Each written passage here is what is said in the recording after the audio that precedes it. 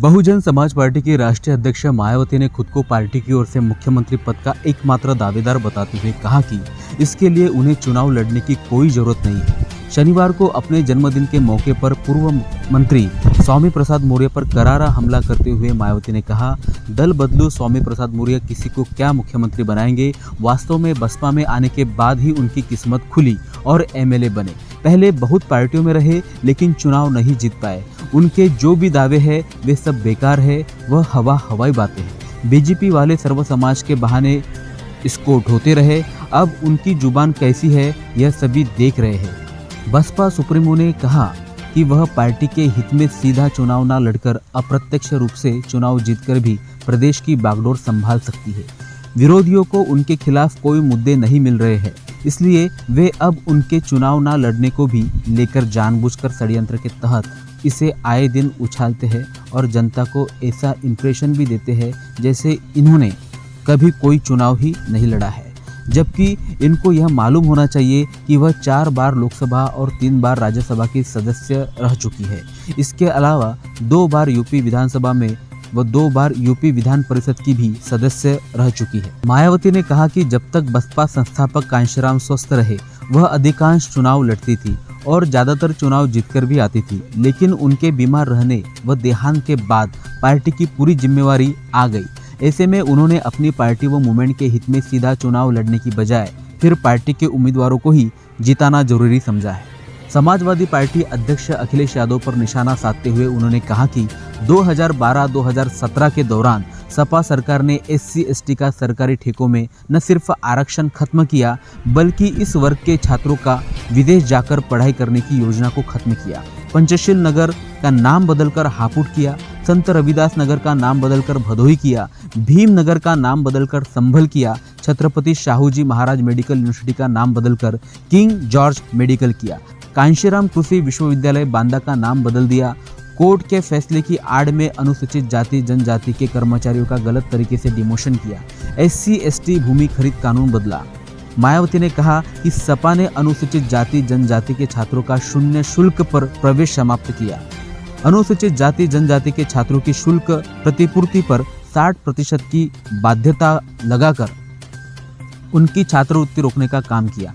कांशीराम अरबी फारसी विश्वविद्यालय का नाम बदलने का काम किया। गोमती नगर में डॉक्टर भीमराव अंबेडकर पार्क जो बसपा की सरकार में बनाया गया था उसका नाम बदलकर जनेश्वर मिश्र पार्क कर दिया। सरकारी भूमि आवंटन में SC/ST को मिलने वाली प्राथमिकता को खत्म किया। SC/ST की भूमि खरीद को लेकर नया संशोधन लेकर आए जिसमें बिना DM की अनुमति के कोई भी उनकी जमीन खरीद सकता था, जिससे इन कमजोर वर्गों की जमीन को हथिया जा सके। Bureau report, news Bharat. देखो, वो मुझे क्या मुख्यमंत्री बनाएगा, BSP ने आने के बाद उसकी किस्मत खुली है। पहले वो बहुत पार्टियों में रहा, वो कभी चुनाव नहीं जीता। आप इतिहास उठाकर देख लो उसका राजनीति। बहुत सी पार्टियों में रहा, जनता दल में रहा, लोक दल में रहा, किसी भी पार्टी में वो चुनाव नहीं जीता। जब वो BSP में आया तो पहली बार उसकी किस्मत खुली और वो MLA बना। तो ये जो हवाई बातें हैं तो वो बेकार हैं। तो इसलिए जो मैं आपको ये बताना चाह रही हूँ कि ये जरूर जिसकी पार्टी में जाता अभी जैसे BJP वाले उसको ढो के चलते रहे 5 साल तक, उसको समझाते रहे भाई हमें सर्व समाज को लेके चलना है, तो लेकिन वो नहीं माना। तो अब आप तो देखो उसकी लैंग्वेज, आप लोगों को मालूम है उनकी लैंग्वेज किस किस्म की है। जबकि आप लोगों को जब हम अम्बेडकरवाद की बात करते हैं तो बाबा साहब डॉक्टर अम्बेडकर की जो सोच है उसको समझना चाहिए। बाबा साहब डॉक्टर अम्बेडकर किसी भी जाति और धर्म के खिलाफ नहीं थे, वो जातिवादी व्यवस्था के खिलाफ थे। इस देश में जो गैर बराबरी वाली सामाजिक व्यवस्था बनी है उसको बदलकर वो समता मूलक समाज व्यवस्था बनाना चाहते थे।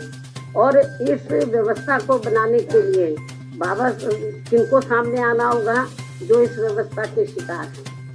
तो जो इस व्यवस्था के शिकार हैं उनको अपर कास्ट को भी साथ में लेकर जब सर्व समाज में भाईचारा पैदा हो जाएगा तो तभी तो समता मूलक समाज बनेगा। तो बाबा साहब डॉक्टर अम्बेडकर की ये इच्छा थी कि जो इस देश में गैर बराबरी वाली सामाजिक व्यवस्था बनी है उसको बदलकर समतामूलक समाज व्यवस्था बने जिसमें सब लोग बराबर हैं। तो उसी आधार पर हमारी पार्टी इस मूवमेंट को लेकर, बीएसपी के मूवमेंट को लेकर चल रही है। आज शेखर रावत ने समाजवादी पार्टी में गए थे, लेकिन इनकी बात नहीं बनी है। उन्होंने कहा है कि मैं अब